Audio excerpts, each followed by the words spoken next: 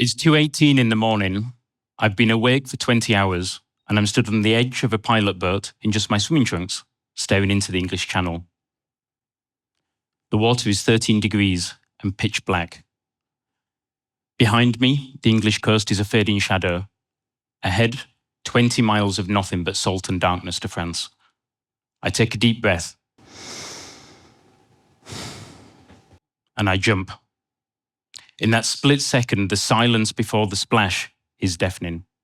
I hit the water and sink deeper than in a swimming pool, the weight of the ocean pulling me down and the momentum of the boat carrying the lights away. The water isn't just cold, it's aggressive.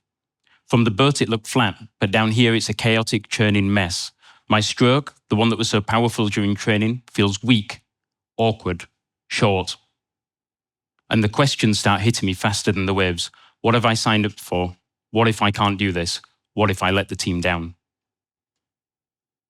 Fast forward 3 years. I'm not in the water. I'm in a boardroom in Stockholm, and I'm in the middle of a different kind of crossing. We've taken a startup to profitability, and now we've decided to do the hardest thing in the financial world, become a fully regulated bank. The stakes are higher, the pressure is different, but as I look at that mountain of regulation, I realize the feeling is exactly the same. I've jumped off the boat, I'm in the dark, and I'm asking myself those same 3 questions. What have I signed up for? What if I can't do this? What if I let the team down? We're obsessed with the shore. We spend our whole lives chasing the finish line, the destination, the promotion. We're told that when we reach these milestones, that's where our story ends. That once we arrive, we'll have finally made it. But after multiple triathlons, many marathons, and years navigating startup life, I've learned a truth most people spend their whole lives trying to avoid. The finish line is an illusion. It's just a coordinate on a map. If you arrive at the shore as the same person who left the dock, you've not been on a journey, you've just been on a trip. Your Ithaca is just the bait, the goal the universe uses to get you into the water, because the water is where you are actually made. The finish line is an illusion, and the true prize is the character you forged during the struggle. My journey to this realization began when I was 15, with a piece of advice my dad gave me on my way to work experience at an accountant's. He looked me in the eye and he said, "Matt, whatever you do, don't be a lemon." I didn't know it then, but that advice became the compass I've used to navigate my way through life.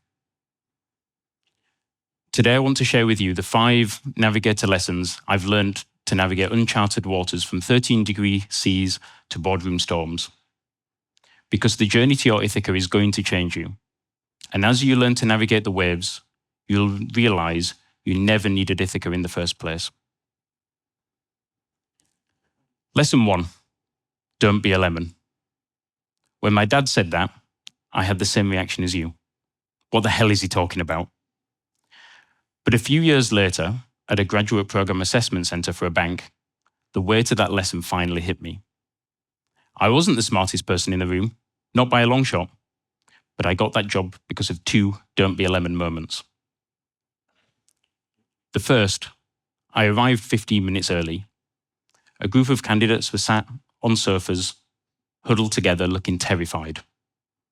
In the corner, a guy was stood by the window with a coffee, alone, being completely ignored. So I grabbed a coffee and walked over and started a conversation. And it turned out he wasn't a candidate. He was actually the lead assessor. So while everyone else was waiting for the official start, I was already building a relationship with one of the people who held my future in their hands. Later, we had to research a topic and present our findings using flip charts, and I messed up. I got so deep into the research that I actually forgot about the presentation. When the assessor walked in, the same guy from the window, I had nothing.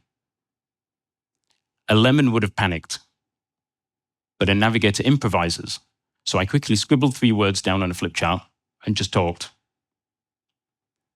Afterwards, the assessor said, "That was really powerful. Most people use flip charts as a crutch, but you forced me to actually listen.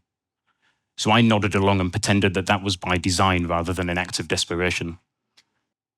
You will have seen lemons. They're everywhere. They're in every office, every gym, every lecture hall.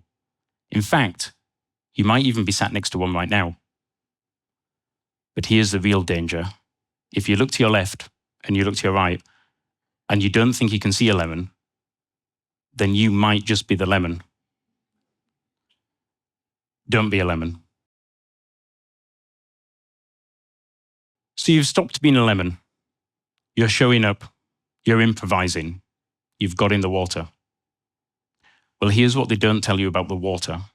It doesn't stay calm just because you've decided to swim. Lesson 2. There's always one more hill.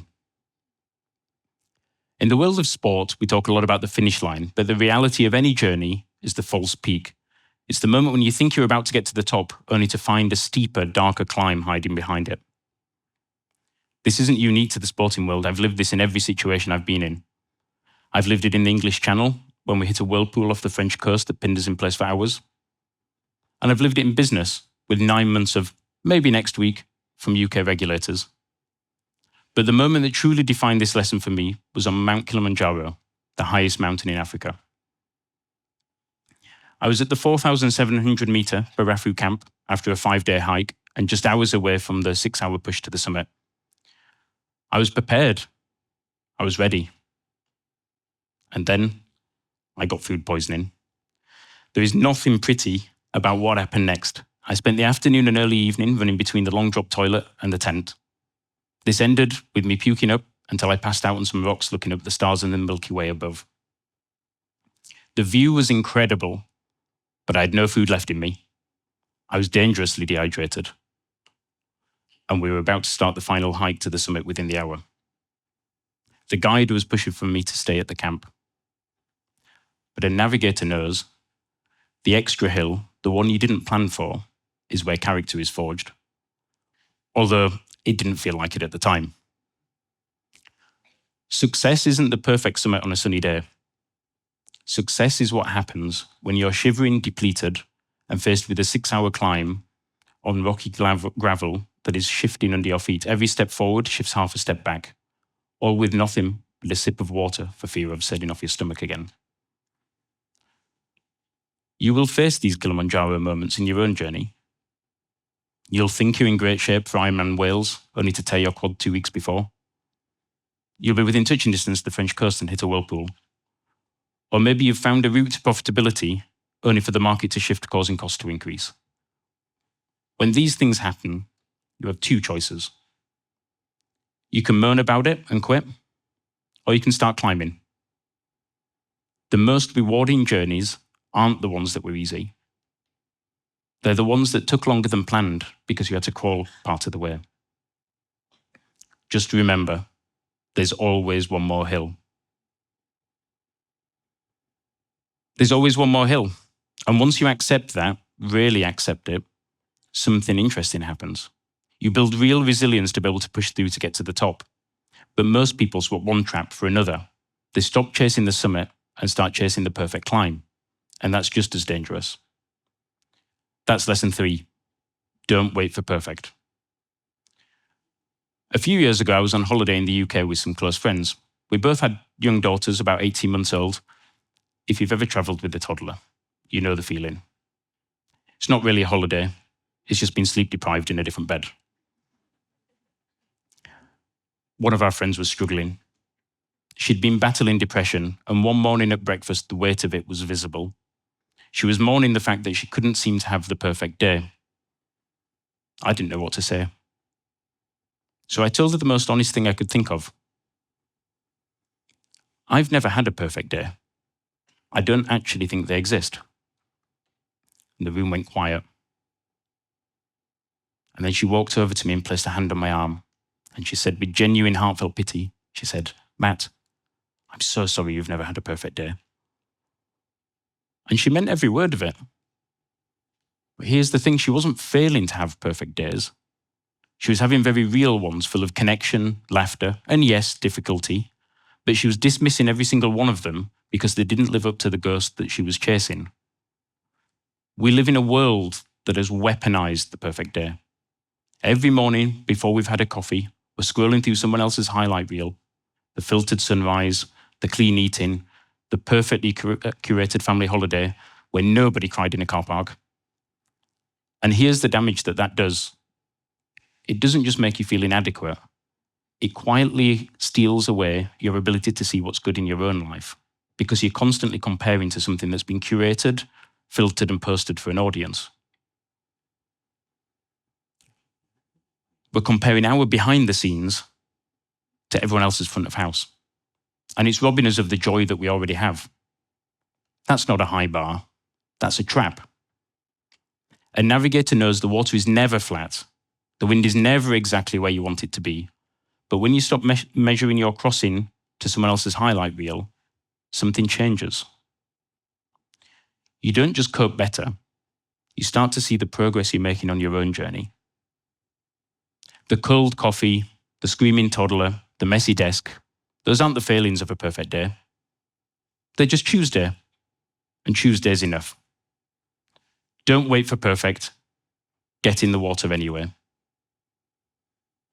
If lesson 3 was about giving up on perfect, lesson 4 is about what to do with the mess that's left behind. Because in the gap between thinking and doing is where most people get stuck. They become reactive.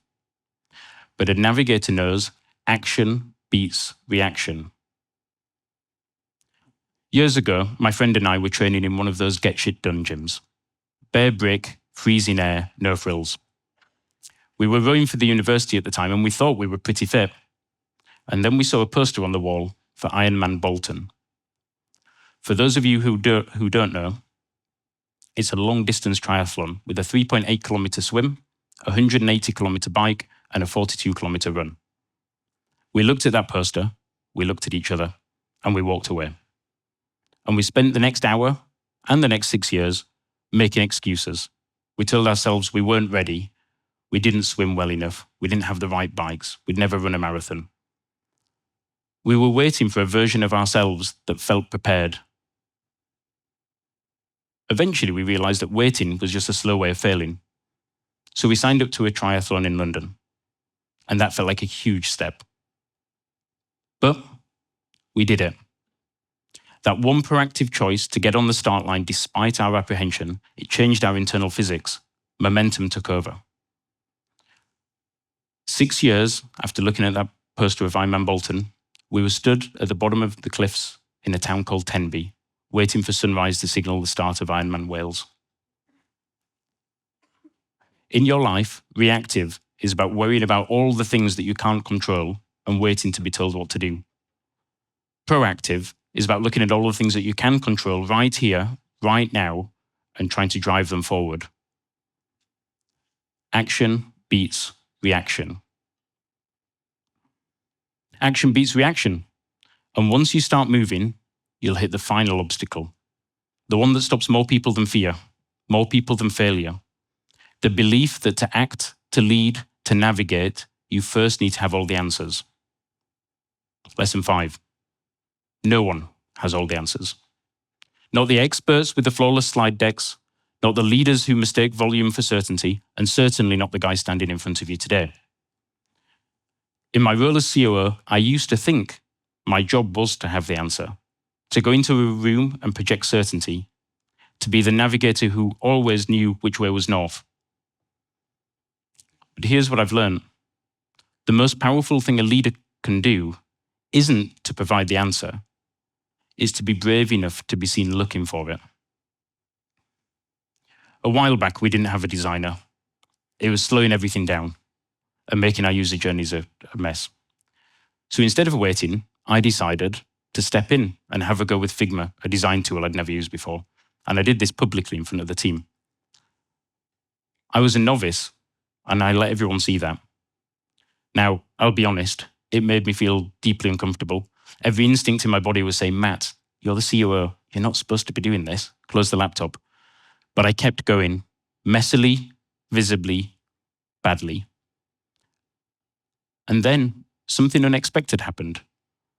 One of our developers, who's actually in the audience today, He saw what I was doing. He saw the COO, the guy who's supposed to be doing strategy and stuff, using a tool he clearly never mastered. And instead of losing respect, he got curious. He jumped in. And within weeks, he hadn't just caught up, he'd actually completely surpassed me. He took my clunky basic work and turned it into something scalable and genuinely useful. But here's the thing I want you to understand. He didn't do that despite my vulnerability. He did it because of it. My willingness to be seen, not knowing the answer, gave him the permission he needed to step forward. I didn't lose authority in that moment. I created space, and he filled that with something much better than I could have built alone. There is a massive hesitation in our society to admit that we don't know something. We think it makes us look weak, unqualified, like a lemon. But admitting you don't have the answers doesn't make you look weak. It makes you human. And humans follow other humans into uncertainty, not polished slide decks. When you stop defending your ego and you start defending the mission, that gives everyone in the room permission to contribute. Your mess becomes their invitation. For a channel relay, an Ironman, or a mountain summit, you don't get ready for the journey, you get ready by the journey. You start as a novice, and if you're paying attention, you'll pick it up along the way. Stop waiting until you have all the answers. Start showing your work while it's messy. No one has all the answers. As I stood on the finish line of Ironman Wales, hugging my friend and crying into his shoulder, I realized that the Matt who finished wasn't the same Matt who started 6 years earlier. We spend our lives obsessed with our Ithaca. We think we're building banks, winning races, climbing mountains just to get to the finish line. But the truth is, they're just the baits the universe uses to get us to start the journey. The finish line is an illusion. You never actually arrive. There's no version of life where the water stays flat or the bank license is granted without a fight. The finish line is an illusion, and the true prize is the character forged during the struggle. So when you leave this room today, and you're faced with your own 13-degree Cs, a final year that feels like it's already got the better of you, or your own Kilimanjaro moment, just remember these 5 lessons from a navigator still finding his own way. Keep climbing. Don't wait for perfect. Start before you're ready. Show your work while it's messy. And most importantly, don't be a lemon. Thank you.